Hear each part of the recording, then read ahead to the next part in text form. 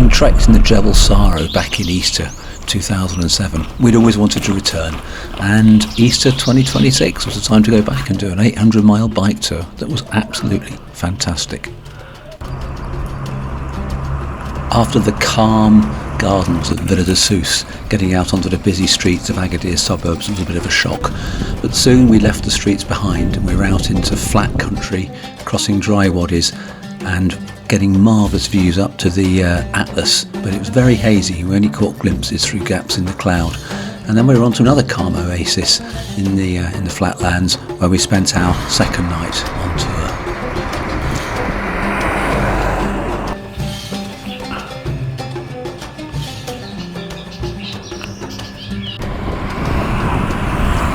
Once beyond our hotel's lovely garden, we were soon passing the walled Medina of Taradant, before heading over more big dry wadis and through agricultural land on dirt roads busy with bikes, mopeds and pickup trucks full of agricultural workers. There are even enormous lorries full of hay.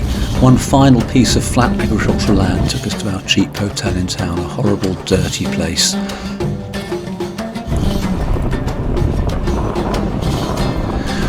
We were pleased to leave our dirty hotel and cycle out into the hilly country that was rising up straight beyond the town.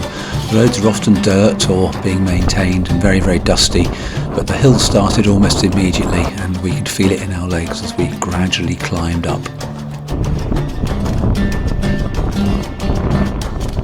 Beyond an enormous dam under construction, we swept downhill before steadily climbing up and up under the hot sun as we headed up to Ascouan, where we thought there'd be somewhere to stay, but we struggled to find somewhere. Eventually we stayed in a home of a local man called Lessun, which was fantastic because there wasn't anywhere else.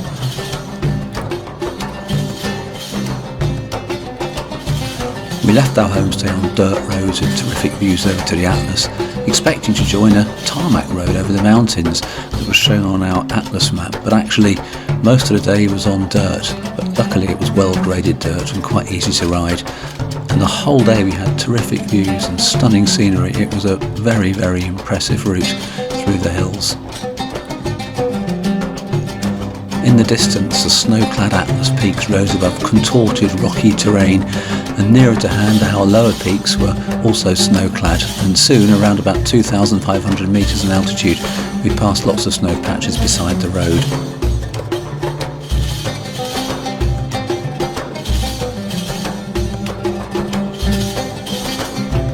The entire day, the cycling was mesmerisingly beautiful, and I would actually rate it as one of the best mountain bike rides I've ever done, given that lovely range of scenery and the fact that the trail was pretty rideable too, although it did get worse later on in the day and became far looser and far more gravelly and difficult to maintain grip.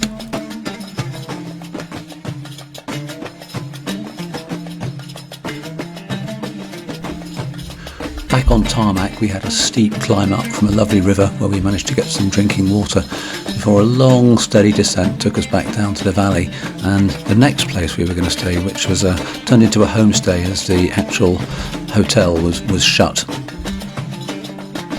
As we did for the whole tour, we treated all our water with our MSR SteriPen, and it kept us very healthy. A short day on tarmac took us over to Dar Laklit, nice after the hilly route yesterday.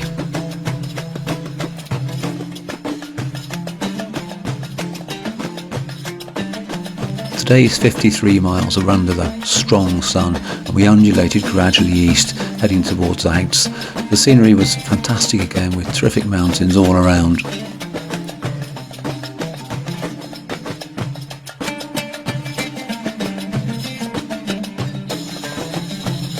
All day the route undulated, and we enjoyed watching the semi-arid stroke desert terrain on either side with almost no vegetation.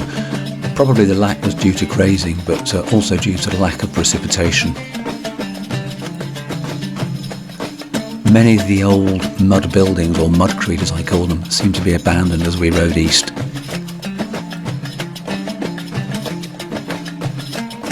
Today we rode past many more abandoned, or so it looked, kasbahs, and these mudcrete buildings were sad in their desolation. We enjoyed riding behind the waving palms of the oases with heavily cropped lands below. We didn't see any camels though.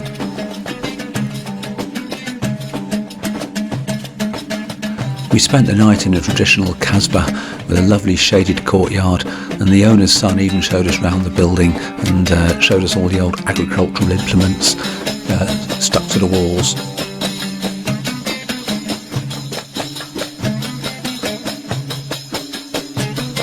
We were now rising up into the Jebel Saro mountains, and we knew we'd have a very hilly day. Luckily we were able to rinse off some of the sweat with some taps before the serious climb commenced, and we zigzagged up and up with terrific views, but there was a change in the weather. There was some cloud coming in from the west, so we wondered what we might receive over the next day or so. Well done, Trish, you're almost at the top. As was often the case, we arrived at a lovely pot of refreshing mint tea.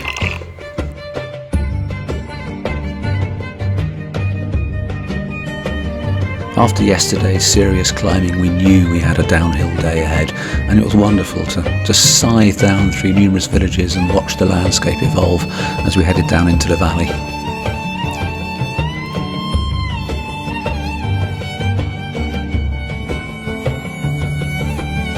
The lovely morning sun soon disappeared underneath a thick layer of cloud that was wafting in from the west. As we arrived in town, it was quite dark.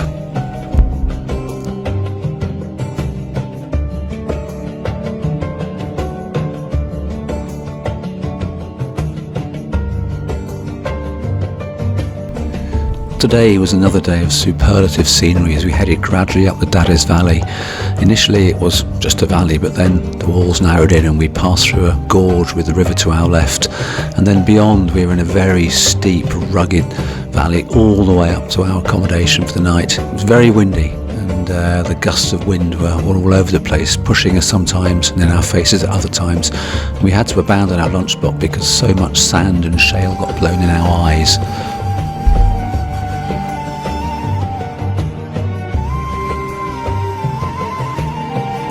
We made the most of a wonderful Moroccan breakfast, as we knew there were plenty of hills ahead today.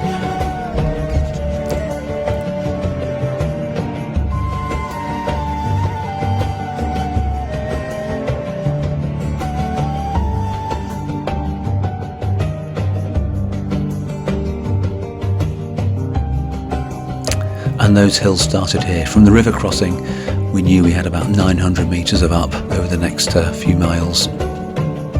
And they started straight away. But surprisingly, although it was steep and a steady climb, it actually didn't seem so bad in the wonderful scenery. All around were deep canyons that were like mini versions of the Grand Canyon in the US, and in the lovely morning sun it was a lovely, lovely climb, if that's possible.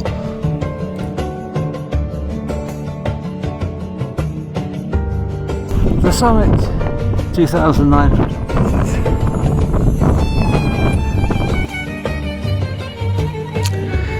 After several days of climbing, the descent was fantastic. Down we whizzed through terrific scenery. The rocks, the most amazing colours from green to purple, and so arid it was almost as if we were in the Sahara Desert, but of course we weren't. We stopped in Agadir in a lovely place.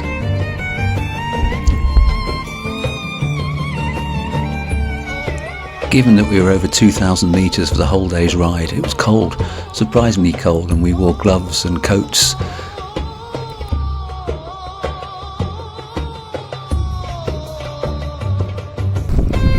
Moroccan Ford, that's a rarity. As we descended to Imilchil in a stunningly clear air, the views were just stunning all the way around. Rocky peaks rising up, and our cameras were kept very busy pretty much for the whole day. We hardly rode a mile without stopping for yet more pictures.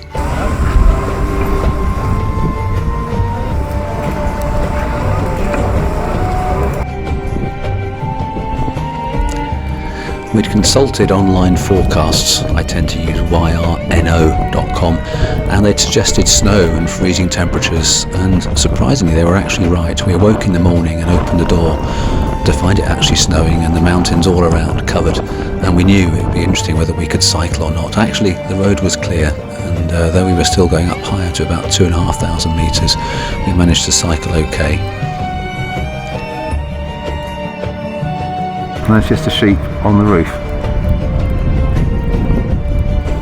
Yeah, it looks like spring, but it feels like winter. It's so cold, about 5 degrees C maybe. After snow we had rain, and shortly after this video clip the rain set in for the rest of the day, and the temperature never rose above 5 degrees. So once we'd left the next night's accommodation, it was wonderful to have the sun again, but it was still surprisingly cold as we headed towards Marrakesh. We'd last been here in 2007, and it hadn't actually changed that much, although perhaps it was more civilised this time, and we had some wonderful times walking around the city, enjoying the crowded Medina.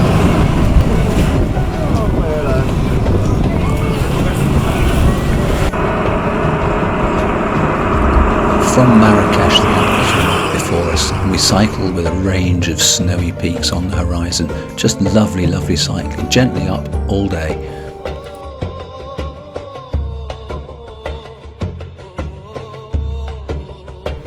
Having descended a wonderful hill down to the reservoir, we began climbing steadily up on a road that was being significantly repaired, apparently from earthquake damage sustained in the 2023 earthquake that was just below 7 on the scale, so there was plenty of damage.